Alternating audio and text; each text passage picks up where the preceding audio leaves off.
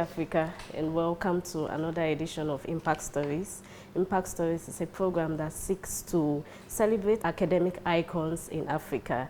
And today we are very privileged to be in Okada, Edo State, Nigeria, to celebrate a very, very distinguished icon. We are going on a short break. When we return, we will know our guest. Please stay tuned.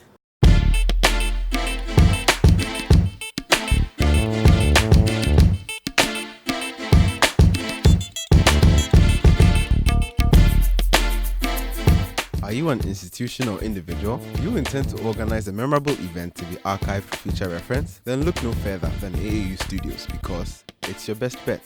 With our spacious studio and state-of-the-art media equipment such as 4K Panasonic video cameras, KinoFlow lights, assorted microphones, live streaming machines, and others, you are sure to get the best of production. Visit us at Trinity Avenue, East Legon, adjacent the National Accreditation Board, or contact the AAU studio via the following addresses: info@aau.org, AAU TV @aau.org, Ransford @aau.org. Alternatively, you can call us on 0244 185 998 or 0244 693 342. Welcome back. As I said earlier, this is Impact Stories.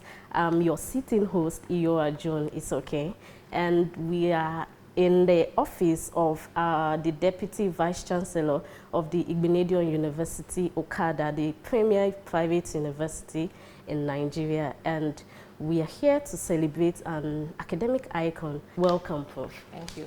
Today we want to know a bit of your progress or how you've risen through the ranks in the academics. But I want to start with your childhood. Thank you for having me, and thank you for this interview.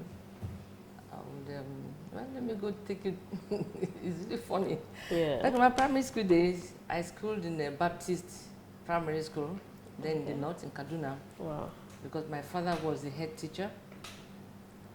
And then after that, I also went to Baptist, the secondary school of the same body, Baptist Secondary School. But in my second year, there was this Canadian school that came on board, Igbinedion College. Oh. So I now switched from Baptist High School to Benin Technical College. Okay. We were the founding members Wow. of that Canadian school. It was a technical school, a technical college. And then I had my 5 years of education in Benin Technical College. Okay. In Benin. Okay, so how was Kaduna then? We know in the north it's quite very, very insecure, but And how then was Kaduna was peaceful? Peaceful. Oh, okay. Kaduna wasn't what it is now. I'm talking about something as far back as the late 60s, early 70s. I see. So can you name some of your classmates? Would you remember some? I see. Okay, it's only my secondary school that you would remember. Very well, because we happen to have these alumni, and I'm their national, in fact, worldwide president. Wow, and you still keep in touch? Yeah, we keep in touch. We have our meetings in Canada, US, UK. We go all over. More so, as a national president, I have to be in each of these meetings. So we still meet, we still rapport, we still help ourselves, and we also help the school. Okay. We've done a lot for the school as alumni, yes. As a national president, that means you've been into leadership. Did you hold any leadership role at the secondary school? I did it. Okay, so I did it. Okay, what was your career dream from secondary school up till now? My career dream, I always wanted to be a teacher. Okay. More so, my dad was a teacher, so he was really so strict. Okay. So I also wanted to have authority over students, where I can also use the cane. In those days, we use the cane a lot. A lot, yeah, not now. Authority and all of that. So I always wanted to be a teacher. Okay. And then as it will happen, I went to technical school. Okay. I was in the business department, because we had departments. I was in the business studies department, and that was where I finished up, and before I went to the university. Oh, okay. So in the university, what did you study, and what influenced you to go for that course? I studied business administration. Like I said, my secondary I was in the business studies department. Okay. So it's like a build up on that. So then when I went to university, I was in the business admin department. So I had my first degree in business administration, University of Benin. Okay, Uniben. Oh, great Uniben. Okay, so we know that as usual in life, you come across certain people who impact your life. Could you name some people who really were instrumental in your life, in your education? Let's go to the university now. If there's anybody that has impacted on my life, to be frank, it's my father. Oh, okay. Number one. He's my number one mentor. Because I remember growing up, there's this book they call Lacombe's. It's a mathematical book. Okay. He made me finish that book from page 1 to the end. You saw all the problems. He was always there on my back and everything. You know, being a teacher, there's a way you raise your children. Yeah, yeah. So along the way in the university, who would like to say really was a good mentor? I mean, Professor Bob Osaze. Why? Because he was somebody that would pose a lot. When he enters the class, it's like the aura around him was like that of a very domineering. So it's like you look at him and say, one day I want to be like this man. Yeah, where I also be in charge and being, you know, have that control over my students. Yeah, yeah. So okay, in let's say you started, you were in the pre-colonial and the now the post-colonial era. So can we say at that time there were some certain trends that influenced your choice of My course of study? Pre-colonial, I wouldn't know because you were still... Yes, I was born after the Nigerian independence. But all the same, what actually influenced my choice of career was in the technical school. I actually wanted to do, like I said, everything stemmed from that technical college. I was going to go, I went to the department for construction, building construction. My father called and said, no, you are a lady. Go to the business studies department. So as it were, most of us, the ladies who went to the business studies department. So from there, I really got interested, and that's why for my master's, I went to economics. For my PhD was also in finance because of that broad background in business administration. So would you say you regret, do you in any way regret not continuing your construction? No regrets. You don't regret, no okay, regrets. because you know, most times parents influencing our choice of study, at times it's not very safe or very advantageous to the children. But no regrets, more so because that was the construction department. At the end of the day, I discovered I wouldn't have even done so well there. Oh, okay. Yeah. Okay, so when did you come to the University of Igbinedion University? I joined Igbinedion University in 2001. Okay. I came from the North Maiduguri. Okay. That was when they started this fighting. So gradually we were there. Insecurity. So because of that insecurity, I just said, okay, let me move down to the south with my kids. So I came and by the grace of God, I got a job in the university. Then it was just starting. A few students. We didn't have this campus we are in now. We had just the hostel complex where we were all, you know. And gradually I came in as a lecturer too. Okay. So over the years, it's like rising through the ranks. I rose through the rank to the rank of a professor. Okay, so talking about your kids, let's move a bit into your family life. Can you tell us a bit about your family? Okay. What will I say? I have a son, a daughter. I would say both of them. You know, have you heard the story of this? I'm sure you watched it, Tom and Jerry. Oh yeah, Tom and Jerry, sure. My son is about, my son now is about 30. Wow.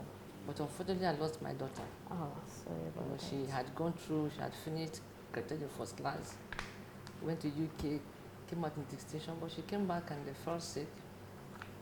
Before you could say Jack Robinson, she was gone. Oh, very sorry about that. Okay. But my son is doing well, he's a computer scientist, and he's doing well in the US. Oh, okay. Okay, so... He also schooled here, graduated from this university. From Igbinedion? Yes, oh, both of them. My husband lectures here too. I see. So it's a family. It's a family. Family just. And you say you came here in 2001, and the school was founded in 1999. So you've been here for like 18 years. You are a founding member. I can say. I can write the history. I can say that you are a founding member. So how has the experience been so far? How have you risen through the ranks? This experience has been interesting because the university has been dynamic. Okay. You know, moving from one state to the other, the departments are increasing, the colleges are increasing. We have more of everything. Okay. You know, and it's really been interesting. And there's that family nature of the university. Oh, okay. That really keeps one. It's not as if I didn't get job offers. I got job offers. Definitely. But when you look at this university, the environment, and then the way we relate to one another here, we're just at home.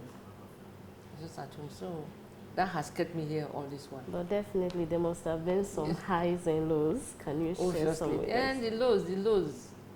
What should I say now? The lows? Not really, I would say. Probably prior to this time, in those early days, when we had problems with internet connectivity and all of that, I would say. But now some of those problems have been sorted out. And but as your position as a DVC, any challenges that you would want to share? Challenges? Well, challenges that now you head so many committees. Yeah. So some of the challenges. Many committees. A lot of committees. I heard about 15 committees. Wow. So it's like you are moving from pillar to post. After one committee, you are running to the line, things like that. And I love to lecture. But with my present position, I just lecture at postgraduate level. So I have to now sit into do. So I can't wait to go back to my class, my department, and then carry out I enjoy lecturing. You enjoy teaching. Yes, teaching and all of that. Go for a short break and we'll be right back. Thank you. Hello, this is Impact Stories, as you know, and we'll be going for a short break. We'll be back to talk more with Professor Deborah. Please stay tuned. It might seem crazy what I'm about to say. Sunshine, she's here, you can take a break. I'm a hot air balloon that could go to space. With the air, like I don't care, baby, by the way. Because I'm happy. Clap along if you feel like a room without a roof. Because I'm happy. Clap along if you feel like happiness is the truth. Because I'm happy. Clap along if you know what happiness is to you. Because I'm happy. Clap along if you feel like that's what you want to do. Here come bad news, talking this and that. Well, give me all you got and don't hold it back. Well, I should probably warn you, I'll be just fine. No offense to you, don't waste your time. Here's why.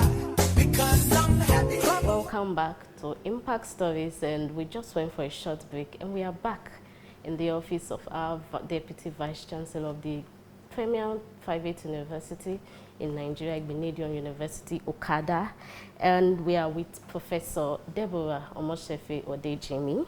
Welcome back, madam. Thank you. Yeah, before we went, you talked about your childhood, talked about how you rose through the rank, your educational achievements and all. As a Deputy Vice-Chancellor, you assist the Vice-Chancellor. But has there been any pressure you've gotten from some staff or students relating to your position? Not really, but I want to say that now with this position, not everybody works to the VC's office. Yeah. And even sometimes when people work to the VC's office, they are redirected back to me. Okay. So the pressure is, the traffic to this office is, I would say, is huge. So it's like we are here, one in, one out, like that. We are always attending to other students, staff, or visitors to the university. Okay. So sometimes that pressure is huge in the sense that when you sit here, 8 o'clock, you won't know when it is 4 o'clock. That's true. We're just sitting and then attending to individual problems here and there. It's an institution. Sure. It's an institution, so we have, and also we are into our students. Our students have access to us. At any time. It's unlike the public universities where you have to go.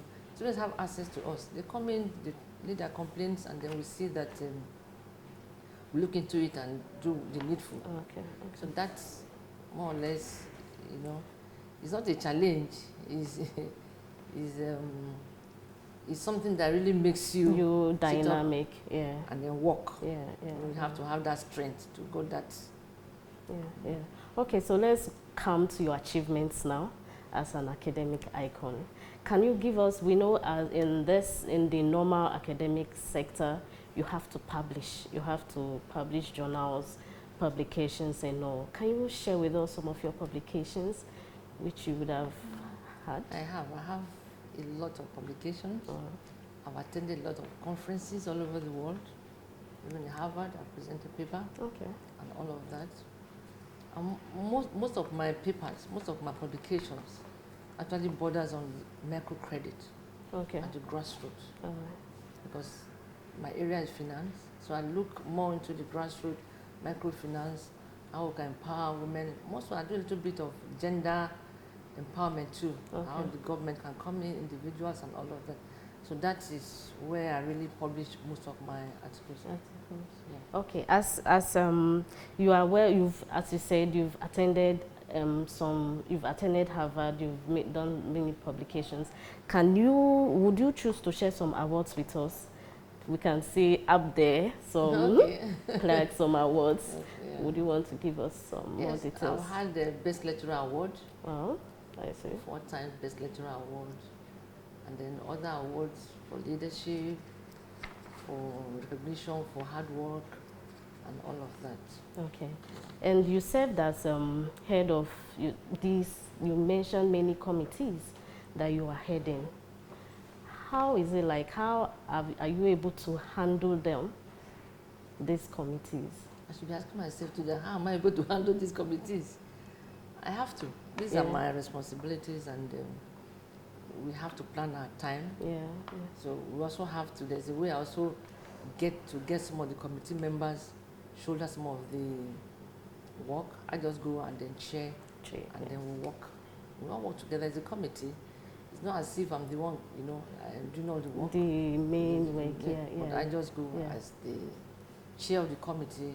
When I set people to work, sometimes I also have subcommittees in the committee. So I just go and then look at what I don't have to do everything myself. Okay.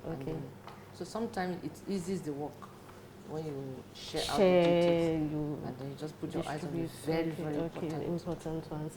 So as a mother and a wife, and then a leader here in the university as a DVC, how is it? Is it easy? It's not easy, because sometimes I leave this place 6 o'clock and my husband will be in the house. He's waiting. Someone that has gone to work and is back home, there's no food. That's why I have to do a lot of cooking over the weekends. Stuff the fridge and freezer. It's not easy, but again, if you have an understanding family, it makes it easier. Sometimes he gets to the house, he just makes his meal. Sometimes he even prepares a meal for you. Me. So you know that I'll be coming back tired, and that has really helped you. We see, with your age, you are still physically fit. Any secret about that? No secret too. It's good. It's good. I take each day at a time. Okay. I learn to rest. I listen to music. I watch. Sometimes when I'm relaxed, I just watch movies, home video, anything that relaxes me. And I just, the mind. And I don't really disturb myself over anything like that. I don't give deep thoughts to things. And when I leave the office, I learn to leave the office work behind. When I get to the house, I'm just myself in the house. Okay. Do you have any political affiliations or? I don't. Or my family member, I don't, but I align with my brothers. Definitely. Who are politicians. So whatever party they are today, if that is my party, and I also align with them, and sometimes also work for them. Definitely. Gather, mobilize. Yes, of course. Now you have to. Family. You have to. So that is it. Let's come back to IU. For 20 years now, how has it been? Where do you see? How has it been? The history of IU, and where do you see IU in 10 years? IU in 10 years at the pace we are going now, because like I said, we've come. The initial pace was slow. It's like, but the momentum has built up, and it's really building up fast. So in 10 years, I see IU being one of the best universities in Nigeria. When I say best in terms of having a smart campus and floating more departments, you know. And they also see us really carving a niche for ourselves. So, we're not comparing ourselves with others because they don't form the standard, but we just see that in the next 10 years, going with this pace by the grace of God, will really be up there. Our target is to do more than what is happening in Harvard. Right, Our target, Harvard. I yes, like that dream. You have to really aim high. High, yeah, definitely. You don't have to aim within, yeah. Aim high. We want to see that our web ranking, that we are ranked number 1 first and foremost in Nigeria, and then the world ranking, at least we occupy a good position in the world ranking. Yes, definitely. That is where you see. Would you want to share a bit about your husband with us? You said he's a lecturer here. He's a lecturer. He's a mechanical engineer. He's a Christian first and foremost. You know, a very understanding person. He's good. I don't know. He's a father. Okay. You know, he's somebody that is really calm and very understanding. I see him. If one has the chance to come back to life again, you would marry, still. I would 100% go for him. Wow. He's really good. He's calm. He's understanding. He's loving. You know, he does not drink, no smoking. Just a good Christian. A gentleman. A gentleman. Wow, yeah. I like that. So, would you want to share some of your favorite meals, your favorite sports, your favorite games? Favorite sport, basketball. Because I played basketball while I was in school, secondary school. I even played for the then Bender State. Oh, okay. Yes, basketball. I love music because I play the piano. And favorite food, rice and dodo. That's some plantain. Oh, okay. That's some plantain. I like white rice. White rice. White rice. I see. From the take rice anywhere, it's white rice. It has to be white rice and stew. Oh, okay. I saw on your one of the plaque there, you with the JP. That means you've been to Jerusalem. Yes. Was it just for vacation, or I think it's been a dream for you. I think it's a dream for many people. Yeah, my grandmother was and she was a GP. Oh, okay. Yeah, she was a Jerusalem pilgrim and a justice of peace too. So I know it's a dream. How was the experience there? It was quite interesting. Okay. It was quite, but not exactly what I expected. Oh, okay. Yes, wow. Yes, not exactly what I expected. I just thought we would go. I went with my younger sister, and it was interesting.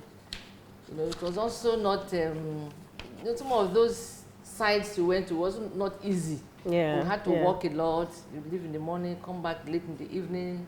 A lot of walking, trekking from one side to the other, and all of that. So, you know, I was thinking we'll just go there, fellowship, this, that.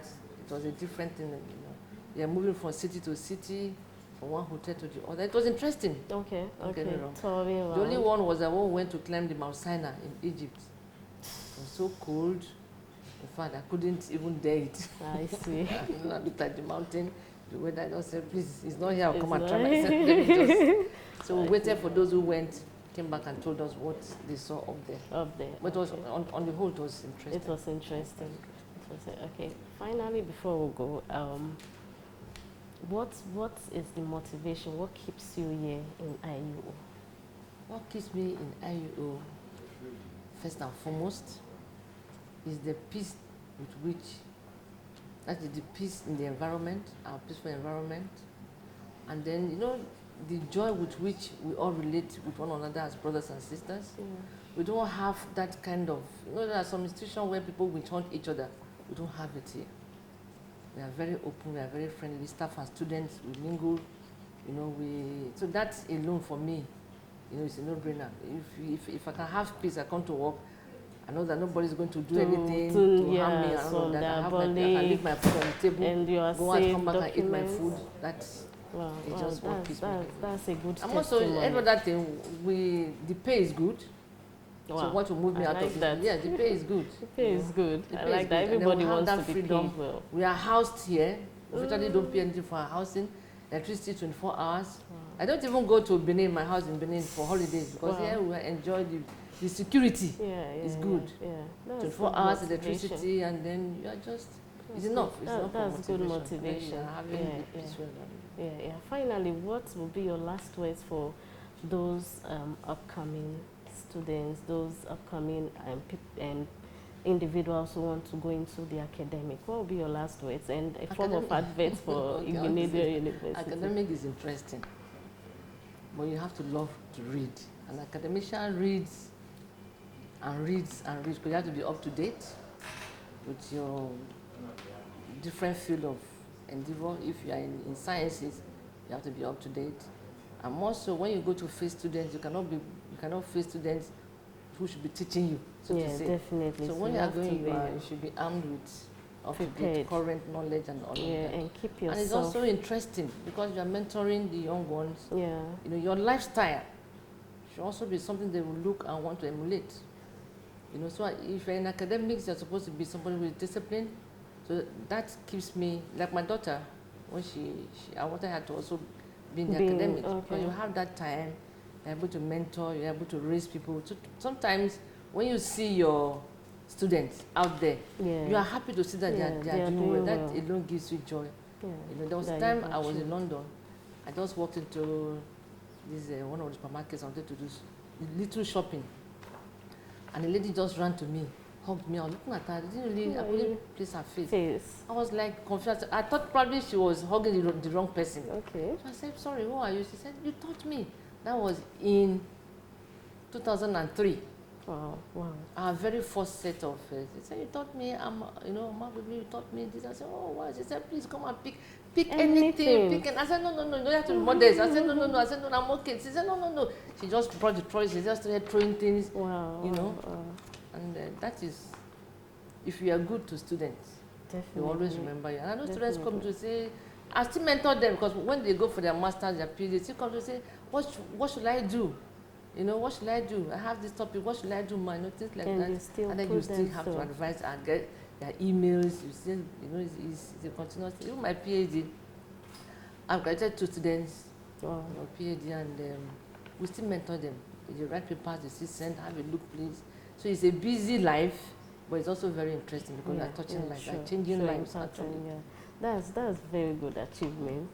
Thank you, Professor Odejimi, for squeezing your time to sit with us and share your achievements with us. We really appreciate, and we hope to see you some other time. I'm looking forward to seeing you too. All right, thank you so much. Yeah, God bless Hello, Africa. This has been Impact Stories. Till come your way next time, please stay tuned. I was your sitting host, Joan. It's okay. Bye.